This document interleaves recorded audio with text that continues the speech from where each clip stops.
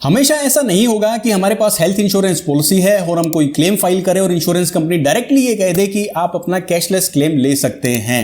Company क्या कहेगी, भाई हमें ये डिसाइड करने में, अप्रूवल देने में टाइम लग रहा है, तब तक आप अपना इलाज करवाओ, हॉस्पिटल के बिल सेटल करो, उसके बाद आप रिम्बर्समेंट क्लेम फाइल करो, हम आपका जो बिल का अमाउंट है वो आपको रिफंड कर देंगे, जिसे रिम्बर्समेंट क्लेम कहा जाता है। और बहुत से मामलों में हमें रिम्बर्समेंट क्लेम लेना भी पड़ता है। और कई बार तो हम इलाज ही ऐसे हॉस्पिटल में करवाते हैं जहां पर कैशलेस टाई अप नहीं है, उसका तो हमें रिम्बर्समेंट क्लेम फाइल करना ही है। आज के वीडियो में हम जानेंगे, अगर आपके पास नीवा बुपा का हेल्थ इंश्योरेंस प्लान, नीवा बुपा की हेल्थ इंश्योरेंस पॉलिसी है, तो घर बैठे रिम्बर्समेंट क्लेम फाइल कैसे करें।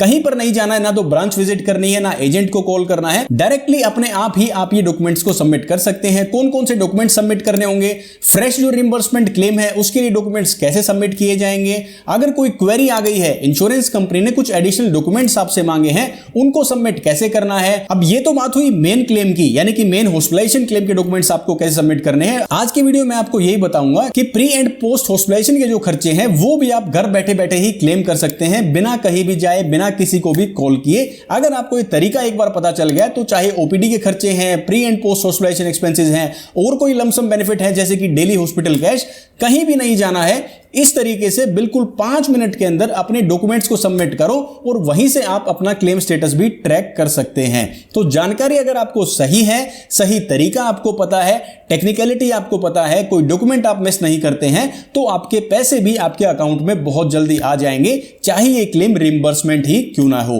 तो अगर आपके पास नीवा बुपा की हेल्थ इंश्योरेंस पॉलिसी है या आप लेने की सोच रहे हैं, तो आज का ये वीडियो आपको पॉलिसी लेने से भी पहले देखना चाहिए, ताकि पॉलिसी इस्तेमाल करने में आपको और भी ज्यादा आसानी हो। तो देरी नहीं करते हैं और फटाफट से वीडियो को शुरू करते हैं। सबसे पहले दोस्तों, डिस्क्रिप्शन में दिए गए लिंक पे आपको क्लिक करना है, तो आपके पास ये वाला होम पेज आ जाएगा जहां से हमें आगे प्रोसेस को स्टार्ट करना है। अपर राइट कॉर्नर में आपको सपोर्ट का ऑप्शन दिखेगा, इस पे आप अपना कर्सर लेके जाएंगे तो 3 ऑप्शंस आपको यहां पर दिखाई देंगे, कस्टमर सर्विस, रिन्यू पॉलिसी और हॉस्पिटल नेटवर्क। हमें क्लिक करना है कस्टमर सर्विस के ऊपर। कस्टमर सर्विस पे क्लिक करते ही हमें बाकी के ऑप्शंस यहां पर दिखाई जाएंगे कि किस तरह की सर्विस हमें चाहिए है। क्लेम का स्टेटस पता करना है, पॉलिसी को रिन्यू करना है, एडिशनल क्लेम डॉक्यूमेंट्स को सबमिट करना है, एप्लीकेशन स्टेटस, बहुत सारे ऑप्शंस हैं, लेकिन हमें क्लिक करना है सबमिट एडिशनल क्लेम डॉक्यूमेंट्स के ऊपर। चाहे ये कोई मेन हॉस्पिटलाइजेशन का क्लेम आप फाइल कर रहे हो, रिम्बर्समेंट क्लेम, चाहे ये प्री एंड पोस्ट हॉस्पिटलाइजेशन का क्लेम हो, चाहे ये हॉस्पिटल कैश का क्लेम हो, कोई भी रिम्बर्समेंट क्लेम आप फाइल करेंगे तो आपको इसी ऑप्शन के ऊपर क्लिक करना है।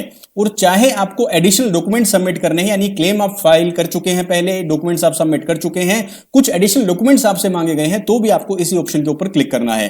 नेक्स्ट पेज के ऊपर हमारे पास 2 ऑप्शन आ जाते हैं, नॉन कॉर्पोरेट पॉलिसी, यानी अगर आपकी इंडिविजुअल पॉलिसी या फैमिली फ्लोटर प्लान है, जो आपकी पर्सनल पॉलिसी है, तो आपको इस ऑप्शन के ऊपर क्लिक करना है। सेकंड ऑप्शन है कॉर्पोरेट पॉलिसी, अगर ये पॉलिसी आपके एम्प्लॉयर ने आपको दी है तो आपको इस वाले ऑप्शन पर क्लिक करना है, लेकिन हमारी ये पर्सनल पॉलिसी है तो हम नॉन कॉर्पोरेट पॉलिसी पर क्लिक करके आगे प्रोसेस करेंगे।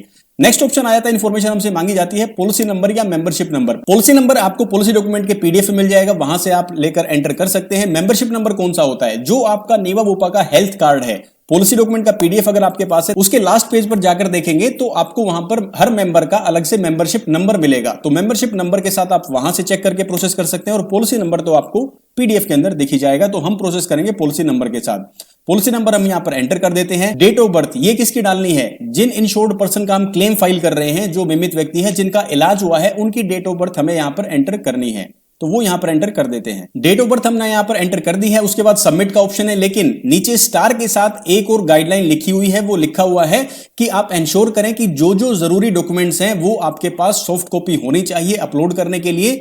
तो चेकलिस्ट देखने के लिए हमें इस लिंक पे क्लिक करना होगा। हम एक बार इस लिस्ट को भी चेकआउट कर लेते हैं कि कौन कौन से डॉक्यूमेंट्स हमारे पास रेडी होने चाहिए, सॉफ्ट कॉपी हमारे पास पीडीएफ या जेपीजी फाइल होनी चाहिए, ताकि हम यहीं से अपलोड कर सकें उन फाइल्स को। सबसे पहला यहां पर है फाइल नंबर 1, जिसके अंदर डिस्चार्ज समरी है। जो हॉस्पिटल से डिस्चार्ज होते टाइम समरी, डिस्चार्ज समरी दी जाती है, जिसके अंदर पूरा ट्रीटमेंट का ब्यौरा होता है, क्या क्या ट्रीटमेंट थी, क्या दिक्कत हुई थी पेशेंट को, वो सब लिखा होता है, और इलाज क्या क्या किया गया है, क्या दवाइयां दी गई हैं, वो सब उसके अंदर मेंशन होता है। तो डिस्चार्ज समरी की सॉफ्ट कॉपी ऑलरेडी आपके पास सेव होनी चाहिए। फाइल नंबर 2 है फाइनल कंसोलिडेटेड बिल, यानी हॉस्पिटल का जो टोटल बिल है उसका ब्रेकअप के साथ जो पूरा कंसोलिडेटेड बिल है वो आपके पास होना चाहिए। ओरिजिनल रिसिप्ट होनी चाहिए सभी पेमेंट्स की जो भी आपने हॉस्पिटल को की है। इसके अलावा जो भी डॉक्टर ने आपको प्रिस्क्रिप्शन लिखी है यानी दवाइयां जो आपको लेनी है वो दवाइयों के बिल हैं वो सब आपके पास होने चाहिए। फाइल नंबर 3 में इन्वेस्टिगेशन एंड लैब रिपोर्ट, जो भी MRI, CT scan, blood report, doctor ने जो भी टेस्ट आपको करवाने के लिए कहा था, पेशेंट के जो भी टेस्ट हुए हैं उन सब का रिकॉर्ड आपके पास सॉफ्ट कॉपी में होना चाहिए। इसमें लैब रिपोर्ट भी और उनकी इनवॉइसेस भी आपके पास होनी चाहिए। फाइल नंबर 4 में अदर डॉक्यूमेंट्स आ जाते हैं। अगर कोई रोड एक्सीडेंट का मामला है तो एफआईआर अगर दर्ज हुई है तो उसकी सॉफ्ट कॉपी आप रखें अपने पास, और उसके साथ साथ एमएलआर यानी मेडिको लीगल रिपोर्ट जो कि आपको ट्रीटिंग हॉस्पिटल से मिलेगी, तो एमएलआर भी आपके पास सॉफ्ट कॉपी के रूप में होनी चाहिए। फाइल नंबर 5 है कैंसल्ड चेक। इस पॉलिसी के प्रपोजर का या फिर जो इंश्योर्ड पर्सन है अगर वो एक एडल्ट है तो उनका एक कैंसल्ड चेक जिनके ऊपर उनका नाम प्रिंटेड होना चाहिए, बैंक का अकाउंट नंबर, बैंक का आईएफएससी कोड होना चाहिए। ऐसा कैंसल्ड चेक आपके पास सॉफ्ट कॉपी आपको फोटो खींच के अपने पास रखना है रेडी अपलोड करने के लिए। फाइल नंबर 6, अगर अमाउंट 1 लाख रुपए से कम है तो केवाईसी डॉक्यूमेंट्स जिसमें कि रिसेंट फोटोग्राफ है, आधार कार्ड या लाइसेंस या पासपोर्ट की भी सॉफ्ट कॉपी आपको अपने पास रखनी है अगर क्लेम अमाउंट 1 लाख रुपए से कम है तो। अदर्स में बहुत सारे डॉक्यूमेंट्स आते हैं अलग अलग प्रोसीजर्स को लेकर, जैसे कि अगर कैटरेक्ट का ऑपरेशन हुआ है तो ए स्कैन रिपोर्ट आपके पास होनी चाहिए अलोंग विद आईओएल स्टिकर और टैक्स पेड इनवॉइस आपके पास होनी चाहिए। एंजियोग्राफी रिपोर्ट होनी चाहिए अगर कोई हार्ट का प्रोसीजर हुआ है, उसके साथ में स्कैन्ड ओरिजिनल इम्प्लांट इनवॉइस यानी जो इम्प्लांट हुआ है, स्टंट डले हैं या कोई भी पेसमेकर डला है, कोई भी डिवाइस अगर इंस्टॉल हुआ है, इम्प्लांट हुआ है तो उसकी भी विद टैक्स इनवॉइस आपके पास सॉफ्ट कॉपी के रूप में होनी चाहिए।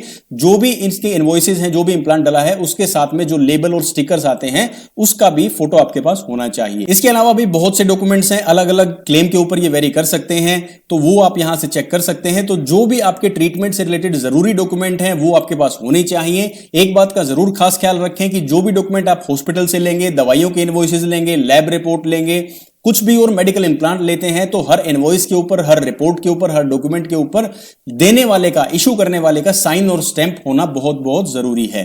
तो ये हमने लिस्ट देख ली, यहां पर चेक कर ली है। अब यहां पर हम सबमिट पर क्लिक करते हैं तो यहां पर एक ओटीपी गया है हमारे रजिस्टर्ड ईमेल आईडी पर और रजिस्टर्ड मोबाइल नंबर के ऊपर, जहां से हमें ओटीपी लेकर यहां पर एंटर करना है। अब यहां पर ये हमने ओटीपी एंटर कर दिया है, उसके बाद कंटिन्यू पर क्लिक करेंगे। कंटिन्यू पर क्लिक करने के बाद ऑल क्लेम ड्राफ्ट यहां पर ऑप्शन दिखाएगा। ड्राफ्ट मतलब जो आपके पुराने क्लेम है आप सबमिट करना चाह रहे थे लेकिन वो सबमिट नहीं हुए हैं, वो आपको यहां पर दिखाएगा। ऑल क्लेम में आपको पुराने कोई क्लेम आपके कंटिन्यू चल रहे हैं तो वो दिखा देगा।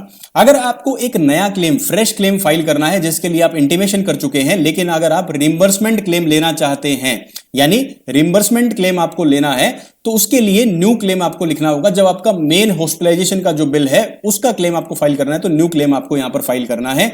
और इसके अलावा मान लो प्री एंड पोस्ट हॉस्पिटलाइजेशन का है या और कोई क्लेम है तो वो भी आपको पहली बार जब आप डॉक्यूमेंट सबमिट कर रहे हैं तो न्यू क्लेम पर ही आपको क्लिक करना है। लेकिन अगर आपने ऑलरेडी कोई क्लेम सबमिट कर रखा है और उसके बाद कोई क्वेरी है, कोई डॉक्यूमेंट्स आपसे एडिशनल मांगे गए हैं तो आपको राइट साइड वाला ऑप्शन क्लिक करना है जहां पर सबमिट क्वेरी रिस्पॉन्स लिखा गया है। अब सबसे पहले मैं आपको न्यू क्लेम प्रोसेस का तरीका बताने वाला हूं, यानी आप पहली बार जब डॉक्यूमेंट सबमिट कर रहे हैं तो वो कैसे करना है। तो न्यू क्लेम के ऑप्शन पर हम क्लिक करेंगे।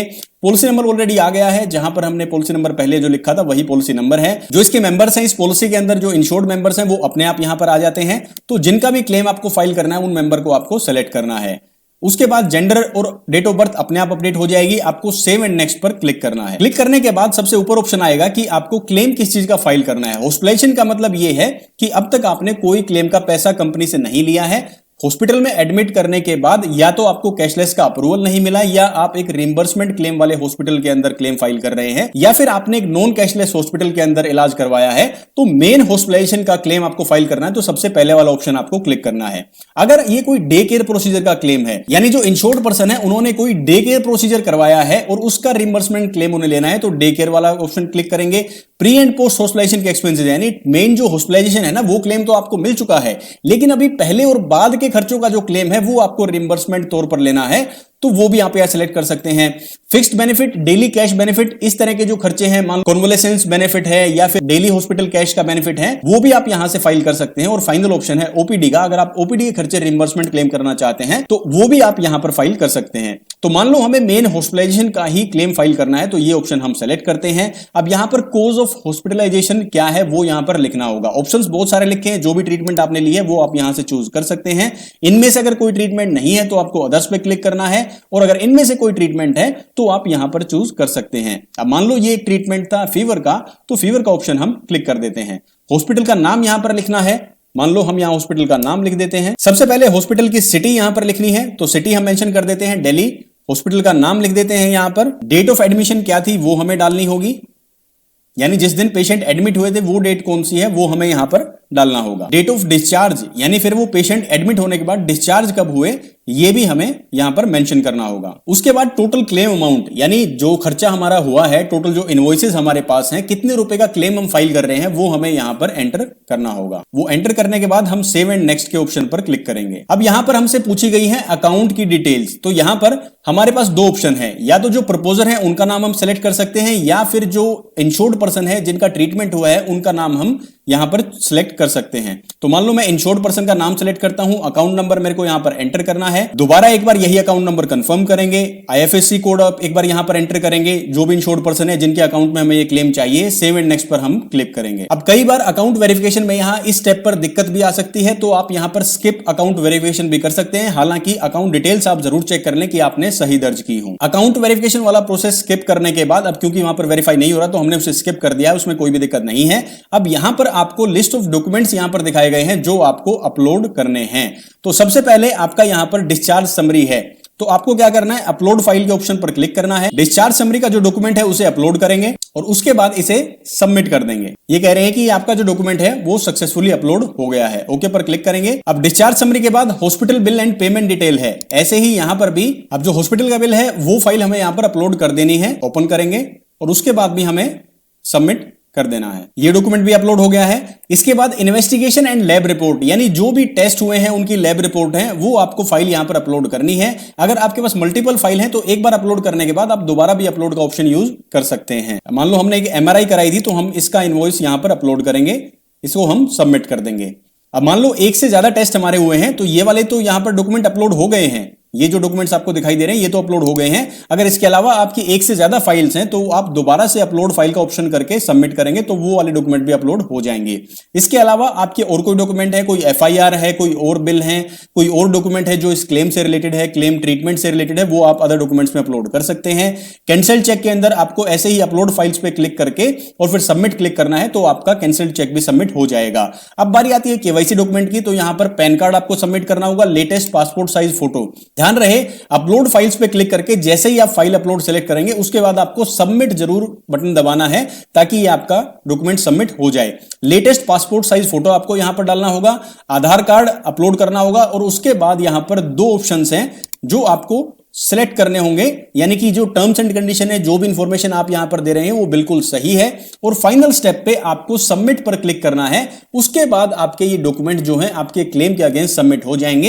एक बार दोबारा ओटीपी आएगा आपके रजिस्टर्ड मोबाइल नंबर और आपकी ईमेल आईडी पर, लेकिन जैसे ही आप वो ओटीपी डालेंगे तो आपका ये क्लेम दर्ज हो जाएगा, आपके डॉक्यूमेंट्स भी सबमिट हो जाएंगे। अब ये तो बात हुई कि हमने एक फ्रेश क्लेम डाला है, हॉस्पिटलाइजेशन का क्लेम हमने फाइल कर दिया है। इसी तरीके से आप pre and post hospitalisation, OPD का या इसके अलावा भी कोई क्लेम आप फाइल करना चाहते हैं, डेली हॉस्पिटल कैश का या कोई भी लमसम बेनिफिट का, वो भी आप ऐसे ही फाइल कर सकते हैं। ऐसे ही डॉक्यूमेंट आपको अपलोड करने और फाइनल पेज पर जाकर सबमिट कर देना है। एक लास्ट ओटीपी वेरिफिकेशन के बाद आपका क्लेम सबमिट हो जाएगा। एक बार ये क्लेम आपने सबमिट कर दिया, उसके बाद हो सकता है आपके केस की, आपके ट्रीटमेंट की, आपके प्रोसीजर की, आपके क्लेम की इन्वेस्टिगेशन की जाए और इंश्योरेंस कंपनी आपसे कुछ एक्स्ट्रा डॉक्यूमेंट्स भी मांगे जो आपके क्लेम, आपके डायग्नोसिस से रिलेटेड हैं। तो जो क्वेरी के डॉक्यूमेंट्स है वो आपको कैसे सबमिट करने हैं वो भी एक बार देख लेते हैं। अब दोस्तों ये वाला स्टेप तो आपको याद ही होगा जहां पर हमने एक चॉइस की थी, न्यू क्लेम फाइल करना है या सबमिट क्वेरी रिस्पॉन्स पर हमें क्लिक करना है। तो अगर आपका क्लेम ऑलरेडी फाइल्ड है, डॉक्यूमेंट्स आपके सबमिटेड हैं, तो आपको जो सेकंड ऑप्शन है सबमिट क्वेरी रिस्पॉन्स वो क्लिक करना है ताकि जो आपके क्लेम के डॉक्यूमेंट्स हैं, जो पेंडिंग डॉक्यूमेंट्स हैं, वो आप यहां पर सबमिट कर सकें। सबसे पहले आपको यहां पर अपनी क्लेम आईडी डालनी होगी। क्लेम आईडी आपको कब मिलेगी? जब आपका क्लेम ऑलरेडी रजिस्टर्ड है, जो मेन हॉस्पिटलाइजेशन का बिल है वो ऑलरेडी रजिस्टर्ड है, तो आपकी ईमेल आईडी के ऊपर एक क्लेम आईडी आपको मिलेगी। वो क्लेम आईडी आपको यहां पर एंटर करनी है 2 बार, उसके बाद हम आगे प्रोसेस करेंगे। अब जो ये क्लेम आईडी है ये एंटर करने के बाद हमें सर्च पे क्लिक करना है। अब सर्च पे क्लिक करने के बाद यहां पर लिखा गया है कि जो डॉक्यूमेंट्स रिक्वायर्ड है वो आप यहां पर अपलोड कर सकते हैं। मिसिंग डॉक्यूमेंट्स के नीचे अपलोड फाइल का लिंक ओपन है। सबसे पहले यहाँ पे कुछ गाइडलाइंस है डॉक्यूमेंट्स को अपलोड करने के लिए, वो एक बार पढ़ लेते हैं। सबसे पहला कि डॉक्यूमेंट जो आपका फॉर्मेट है वो सिर्फ JPG, JPEG, GIF, PDF, PNG और टीआईएफ फॉर्मेट में ही होना चाहिए। इसके अलावा अगर किसी और फॉर्मेट में आपका डॉक्यूमेंट है, जो फोटो आपने ले रखी है या जो सॉफ्ट कॉपी है, वो एक्सेप्ट नहीं की जाएगी। मैक्सिमम फाइल साइज पर डॉक्यूमेंट 5 MB तक का होना चाहिए। उससे बड़ा अगर फाइल साइज है तो आप उसे श्रिंक करें, उसे कॉम्पैक्ट करें, उसके बाद आपको अपलोड करना होगा।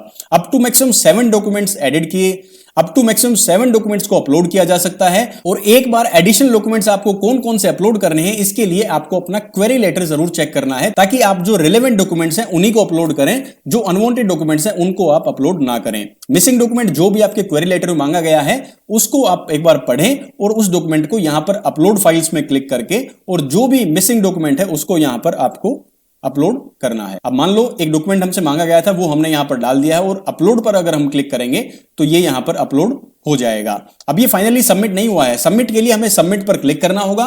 उसके बाद हमसे एक फाइनल टाइम ओटीपी मांगा जाएगा, जो कि हमारे रजिस्टर्ड मोबाइल नंबर और ईमेल आईडी पर जाएगा।